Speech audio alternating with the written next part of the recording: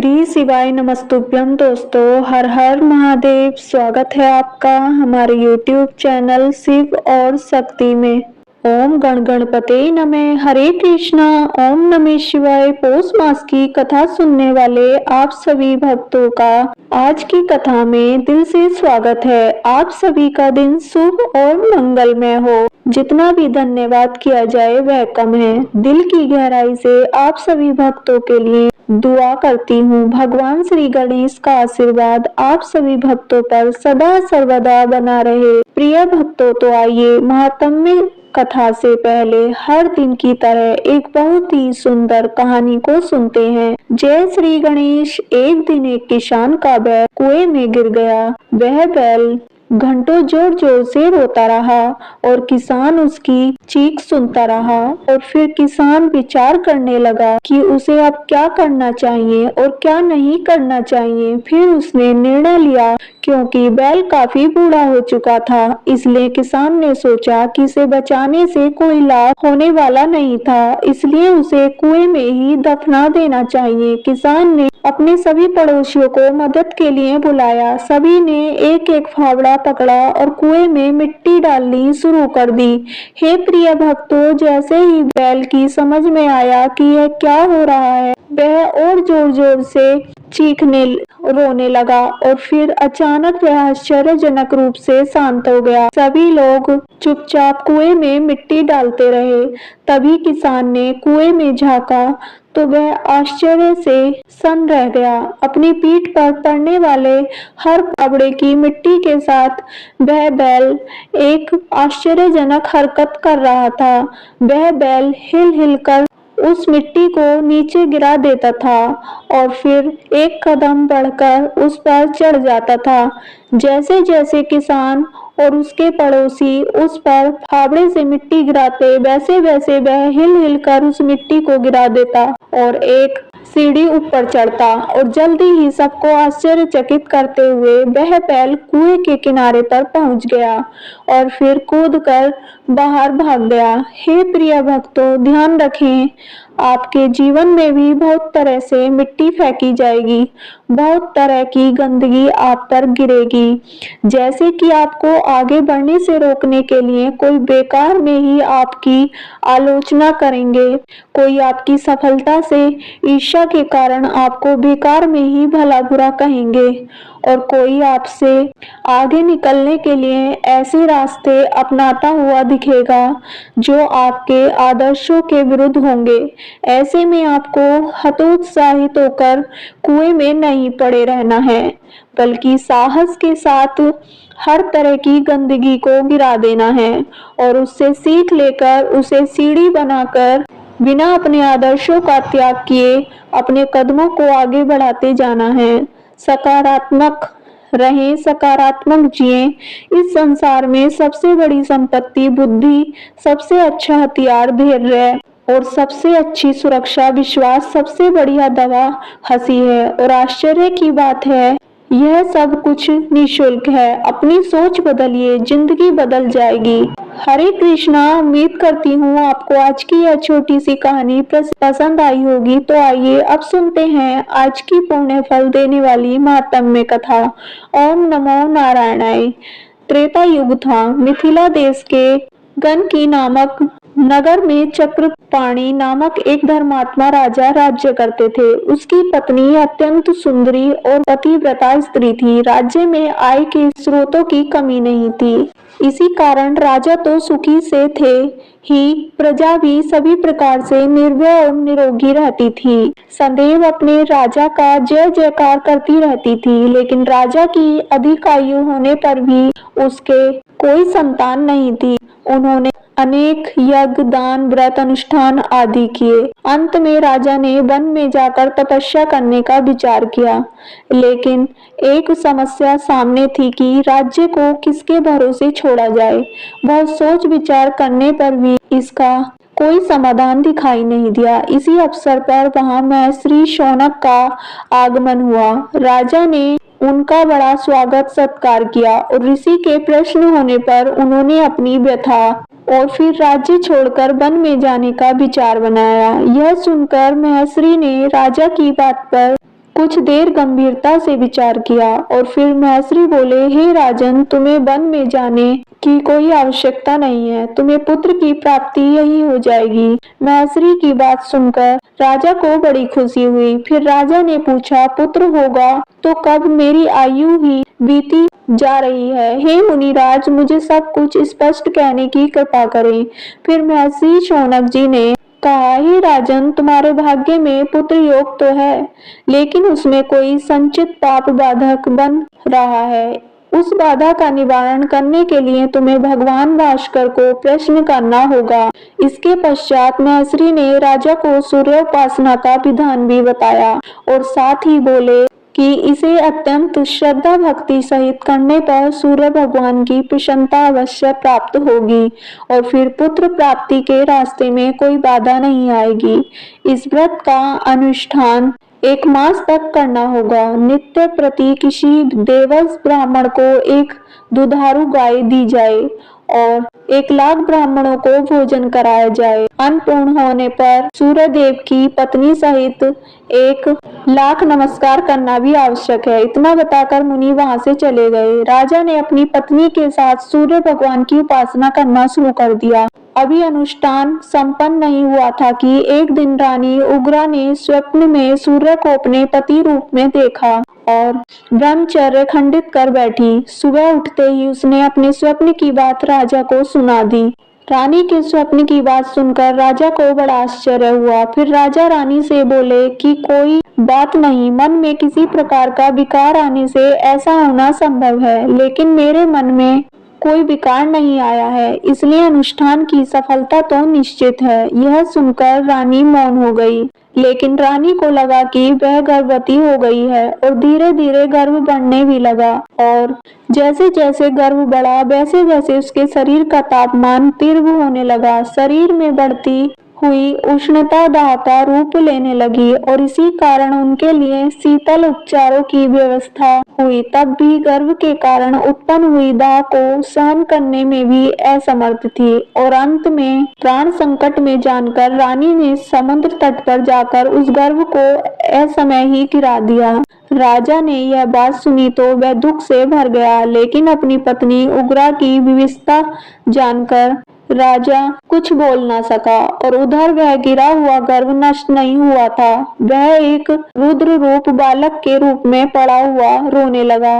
उसके रोने के स्वर से धरती आकाश कांप उठे। उस बालक के 3 नेत्र थे, मस्तक बहुत बड़ा और मुख कुरूप था, केस लाल वर्ण के थे तथा हाथ में त्रिशूल लिए वह उत्पन्न हुआ था। उसके कारण समुद्री जीव भी व्याकुल हो रहे थे, इसलिए समुद्र स्वयं मानव रूप धारण करके और बालक को उठाकर महाराज चक्रपाणि के सामने उपस्थित हो गए। उन्होंने राजन से कहा कि वह बालक तुम्हारा पुत्र है। तुम्हारी रानी ने इसे मेरे तट पर छोड़ दिया था। इसके रोने से ही तीनों लोग कांप उठे हैं। हे राजन, देखिए बालक कितना तेजस्वी है, जिसकी ओर देखना भी बड़ा दुष्कर है। लीजिए और इसे संभालिए। बालक को प्राप्त करके राजा बड़े प्रसन्न हुए। रानी ने भी हर्षित मन से उसे गोद में ले स्तनपान करवाया। उसका नाम सिंधु, उग्र, कर्ण और विप्र साधन रखे गए। वह शीघ्रता से वृद्धि को प्राप्त होने लगा। उग्र कर्ण स्वभाव का क्रूर, अहंकारी और अत्यंत बलवान था। बाल्यकाल में ही मनुष्य से तो क्या हाथियों से भी टक्कर लेने वाला था।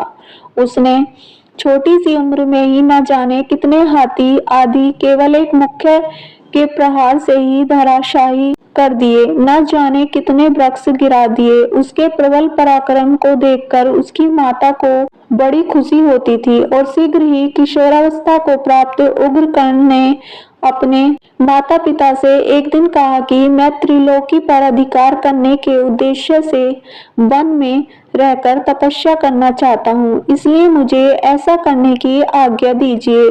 माता पिता ने प्रसन्नता पूर्वक स्वीकृति दे दी। फिर उसने घोर वन में जाकर एक सरोवर के तट पर तपस्या करना शुरू कर दिया। वह भूखा प्यासा रहकर घोर तप करने लगा। उसे सूर्य की उपासना करते हुए 2000 वर्ष व्यतीत हो गए। सुधा, पिपासा, धूप, वर्षा आदि सहते सहते सूख कर वह कांटा हो गया।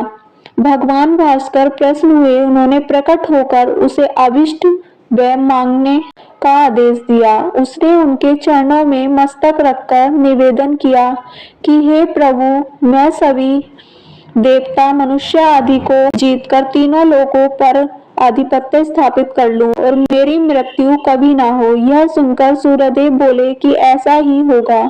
यह अमृत पात्र ग्रहण करो, इसे अपने कंठ में लगा के रखना। इसके रहते हुए देवता, मनुष्य, नाग, पशु आदि कोई भी जीव तुम्हें दिन रात्रि, प्रभात या सायंकाल कभी भी मार नहीं सकेगा। जब यह पात्र हट जाएगा तभी अपने अगस्त के नखाग्र पर करोड़ों ब्रह्मांड को धारण करने वाला कोई अवतारी पुरुष ही तुम्हें मारेगा। तुम त्रिभुवन को जीतने में सफल होगे। दाता सूर्य के अंतर्ध्यान होने पर उग्रकर्ण ने उस अमृत पात्र को अपने कंठ में धारण किया और राजमहल में जाकर अपने माता पिता को भगवान भास्कर से वर प्राप्ति का समाचार सुनाया, जिससे उसके माता पिता अत्यंत प्रसन्न हुए और उसे सब प्रकार से समर्थ देखकर उन्होंने अपना सारा राजपाठ उसे सौंप दिया तथा स्वयं तत्पश्चात हेतु वन में चले गए। उग्रकर्ण ने राजा होते ही राज्य विस्तार का विचार किया और अमात्य को कार्य संचालन का भार सौंपकर दिग्विजय के लिए चल पड़े। थोड़े समय में ही उसने अनेक राजा वश में कर लिए तथा जिन्होंने सामना किया उसके राज्य छीन लिए। इस प्रकार उसने क्रूरता पूर्वक रक्तपान करते हुए और उनके सर्वत्र आतंक फैलाते हुए समस्त पृथ्वी पर अपना अधिकार जमा लिया। अब उसने स्वर्ग पर आक्रमण किया। देवराज इंद्र ने रावत पर चढ़कर उसका सामना किया, लेकिन उन्हें शीघ्र ही पराजय का मुख देखना पड़ा। उनकी समस्त देव सेना छिन्न भिन्न हो गई। देव नारियां अस्तित्व की रक्षा के लिए पर्वतों की कंदरा में जाकर छिप गईं। उग्रकर्ण ने स्वर्ग पर अधिकार करके अपने एक विश्वास पात्र को वहां का अधिकारी बना दिया। हार कर भागते हुए इंद्र भगवान नारायण के पास वैकुंठ में जाकर उन्हें पुकारने लगे। भगवान ने उन्हें आश्वासन दिया और गरुड़ पर विराजमान होकर स्वर्ग की ओर चल दिए। उग्रकर्ण ने उन्हें देखा तो युद्ध के लिए वह भी तत्पर हो गया। भगवान ने चक्र चलाया तो उसने मुक्के के प्रहार से चक्र को दूर फेंक दिया। उन्होंने गदा से प्रहार किया तो ससुर ने उसे चूर चूर कर दिया। यह देखकर भगवान बड़े चकित हुए। फिर वे समझ गए कि यह वर के कारण प्रबल हो रहा है, इसलिए उन्होंने नीति से कार्य लेते हुए कहा, हे असुर, मैं तुम्हारे पराक्रम को देखकर अत्यंत प्रसन्न हूँ, इसलिए मुझसे कोई अभिष्ट वर मांग लो। फिर वह बोला, हे देवाधिदेव, यदि आप मुझसे प्रसन्न हैं तो कृपया करके मेरे गंग की नगर में संदेव के लिए निवास करो। बस इतना ही वर अपेक्षित है। भगवान श्री हरि ने स्वीकार कर लिया। अब उसने वैकुंठ की व्यवस्था के लिए भी एक विश्वासी असुर की नियुक्ति की और भगवान को वह साथ लेकर अपनी राजधानी में आया और वहां पर सर्वोत्तम भवन में भगवान को ले जाकर उनसे कहा कि आप चाहे जिन देवताओं के सहित यहाँ सुख पूर्वक रह सकते हो। भगवान वही रहने लगे। तब इंद्र आदि देवताओं ने उनसे कहा, हे प्रभु, आप तो इस मतरधाम में कारावास कर रहे हैं।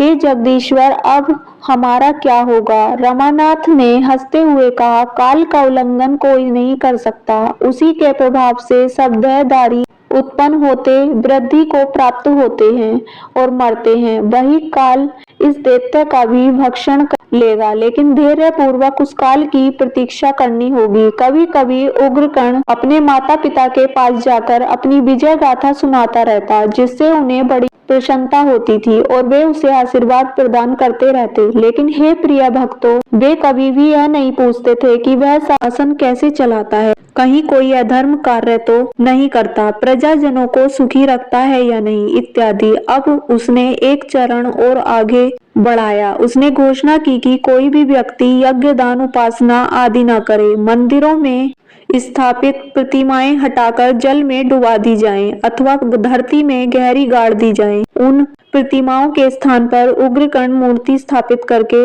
उनका नित्य पूजन किया जाए। हे प्रिय भक्तों, राजव्यय से सभी को वही करना पड़ा। मांस, मदिरा सेवन, तित्व नाश, चोरी, मिथ्या भाषण, छल कपट आदि की घटनाएं चारों तरफ होने लगी। इस प्रकार जहाँ देखो वहीं आसुरी कर्म ही दिखाई देते थे। उग्रकर्ण के अत्याचारों से पीड़ित हुए देवगण एक गुप्त स्थान पर बैठकर राक्षस गण के पराभव का उपाय सोचने लगे। उस समय देवगुरु बृहस्पति जी ने उपाय बताया कि आप सभी भगवान गजानन का पूजन करो। वे समस्त संकटों को नाश करने में समर्थ हैं। संसार के सर्ग पालन और लय में वे ही परमात्मा का एकमात्र कारण है। इस दैत्य का विनाश भी वही कर सकते हैं। उन विघ्नेश्वर विनायक को माघ मास की चतुर्थी तिथि बहुत ही प्रिय है। उस दिन जो भी उनका पूजन करता है वह ही संकटों से मुक्त हो जाता है। देवताओं ने पूछा कि हे गुरुदेव, उनका पूजन किस प्रकार किया जाए? यदि आप पूरा बताने की कृपा करें तो हम वैसा ही करने को तत्पर हों। देवताओं की बात सुनकर बृहस्पति जी ने बोले कि अब माघ मास का आरंभ ही है। कृष्ण पक्ष के मंगलवार को ही चतुर्थी तिथि आ रही है। उसी दिन उनका षोडश उपचार पूजन करते हुए स्तुति करें तो वे करुणा सिंधु उस दैत्य को शीघ्र ही मार डालेंगे। तब तुम अपने पद को फिर से प्राप्त कर सकोगे। सुरगुरु के आदेश के अनुसार माघ कृष्ण चतुर्थी को देवताओं ने संकष्टी चतुर्थी का व्रत आरंभ किया। भगवान गणपति की प्रतिमा स्थापित करके षोडशोपचार पूजन करने के बाद भावपूर्ण हृदय से उनकी स्तुति की। हे दिनों की कुछ ही दिनों में स्वामी, हे दया सिंधु, हे ज्ञान गम्य, आपको हमारा नमस्कार है। हे मायातीत, भक्तों के अभिष्ट पूर्ण करने वाले, आपको बारंबार नमस्कार है। हे देवगणों की स्तुति से प्रसन्न हुए वरद विनायक भगवान प्रकट हुए। वे सिंह के समान प्रतीत होने वाले मूषक पर सवार एवं अद्भुत वस्त्राभूषण से सुशोभित हो रहे थे। उन्होंने कहा, हे देवगण, तुम्हारे द्वारा किए गए संकष्टी व्रत से मैं बहुत संतुष्ट हुआ हो। बोले, क्या चाहते हो? वही वर मुझसे ले लो। यह सुनकर देवता बोले, हे प्रभु, हम निश्चय ही अत्यंत सौभाग्यशाली हैं जो केवल इस व्रत के प्रभाव से ही आपके साक्षात दर्शन कर रहे हैं। हे नाथ, उग्रकर्ण नामक असुर सराज ने हमारा राज्य छीन लिया है और भगवान श्री हरि विष्णु को कैद कर लिया है। हे दयालु, हम अपना खोया हुआ वैभव फिर से शीघ्र ही प्राप्त कर लें, ऐसी कृपा कीजिए। गणनायक ने उन्हें आश्वासन दिया कि देवताओं में शीघ्र मयूरेश्वर नाम से अवतार धारण करके तुम्हारी कामनाएं पूर्ण करूंगा। उग्रकर्ण का विनाश शीघ्र ही समझो। ऐसा कहकर भगवान विनायक अंतर्ध्यान हो गए और इधर देवताओं के पराभव का समाचार मिलने पर भगवान शंकर, देवी पार्वती जी और 7 कोटि गणों के साथ कैलाश छोड़कर त्रिसंध्या क्षेत्र में निवास करने लगे। वहां दैत्यराज के भय से संतत हुए गौतम आदि अनेक ऋषि महर्षि पहले से ही निवास कर रहे थे। वहीं भगवान शंकर ने तपस्या करना शुरू कर दिया। हे प्रिय भक्तों, एक दिन समय प्राप्त होने पर देवी पार्वती ने अपने नाथ से पूछा, हे प्रभु, आप तो स्वयं ही सृष्टि, स्थिति एवं प्रलय के एकमात्र कारण हैं, फिर आप किसकी प्रसन्नता के लिए तपस्या कर रहे हैं? यह रहस्य मुझे बताने का कष्ट कीजिए। फिर भगवान शिव बोले, प्रिय, अनंत कर्म करने वाले, जिन भगवान के प्रत्येक रोम में असंख्य ब्रह्मांड रहते हैं, वे समस्त गुणों के ईश्वर गणेश ही मेरे आराध्य हैं। अनेक व्यक्ति उन्हें गुणेश को गणेश भी कहते हैं। उनकी प्रसन्नता प्राप्ति के लिए तप करना आवश्यक होता है। एक दिन समय प्राप्त होने पर देवी पार्वती जी ने तपस्या की विधि पूछी तो भगवान शिव ने उन्हें गणेश के एकाक्षरी मंत्र गंग का उपदेश कर उपासना की विधि बताई। तब गौरी भी प्रसन्न मन से भगवान शिव की आज्ञा लेकर तपस्या के लिए शेख नादी पर्वत पर गईं। वहां उन्होंने 12 वर्ष तक घोर तप किया। तभी उन्होंने भगवान गणेश के दर्शन किए। उनका अद्भुत रूप था। 10 भुजाएं, गज वदन, मस्तक पर चंद्रमा, मध्य भाग में नारायण मुख, दक्षिण भाग में शिव मुख और वाम भाग में ब्रह्म मुख दिखाई देता था। वे शेष नाग और पद्मासन लगाए हुए विराजमान थे। उस गौर वर्ण प्रभु ने अपनी गंभीर वाणी में कहा, हे जगदीश्वरी, मैं आपकी तपस्या से अत्यंत प्रसन्न हूँ। आप अपना अभिष्ट वर मांगिए। देवी ने प्रणाम करके कहा, हे प्रभु, आप प्रसन्न हैं, यही मैं चाहती हूँ। आपकी तुष्टि के अतिरिक्त अन्य कोई वर मुझे अविष्ट नहीं है। आप मेरे पुत्र रूप में प्रकट होकर निरंतर दर्शन को प्राप्त करावे एवं अस्तु। ऐसा कहकर देवाधिदेव गणेश अंतर्ध्यान हो गए। गिरिजा ने वहां एक सुंदर मंदिर की स्थापना कर गणेश जी की मूर्ति स्थापित की और उसका नाम रखा गिरिजात्मज। और फिर वे भगवान शंकर के पास आ गईं तथा उन्हें अपने वर प्राप्ति की बात बताई। भगवान शिव बोले, हे देवी, भगवान तुम्हारे पुत्र रूप से अवतार लेकर दैत्य उग्रकर्ण और उसके साथियों को मारकर पृथ्वी का भार उतारेंगे और इंद्र आदि लोकपालों को उनके अधिकार की फिर से प्राप्ति करवाएंगे। इसके बाद उस क्षेत्र में पार्वती जी का तपचर्या का विषय बन गया। धीरे धीरे भाद्रपद शुक्ल चतुर्थी का आगमन हुआ। उस दिन चंद्रवादन कर्त्र सिंह लगन एवं 5 शुभ लग्न का साथ था। देवी पार्वती जी ने गणेश जी का षोडशोपचार पूजन किया था। असंख्य मुख, असंख्य नेत्र, असंख्य कान, नाक, हाथ से विराट स्वरूप तेजस्वी बालक का प्राकट्य हुआ। उन्होंने गिरिजा से कहा, हे मातेश्वरी, मैं वही गणेश हूँ जिसकी आप निरंतर आराधना करती रहती हैं और अब आपके पुत्र रूप में मेरा प्राकट्य हुआ है। देवी गिरिजा बोली, हे महामहिमा, मैं अपने इस विराट रूप को छोड़कर मुझे पुत्र सुख दीजिए। इतना कहते ही उन्होंने सुंदर बाल रूप धारण कर लिया। सुंदर नासिका, 3 नेत्र, 6 भुजाएं, विशाल वक्षस्थल, दर्शनीय मुख, चरणों में ध्वज, अंकुश, कमल आदि के शुभ चिन्ह तथा करोड़ों चंद्रमा के समान उज्जवल गौर वर्ण था। तभी भगवान शंकर ने बालक को देखकर प्रणाम किया और बोले, हे देवी पार्वती, यह बालक रूप में सभी प्राणियों के स्वामी, सभी लोकों के नाथ, सभी के आश्रयभूत परमात्मा हैं।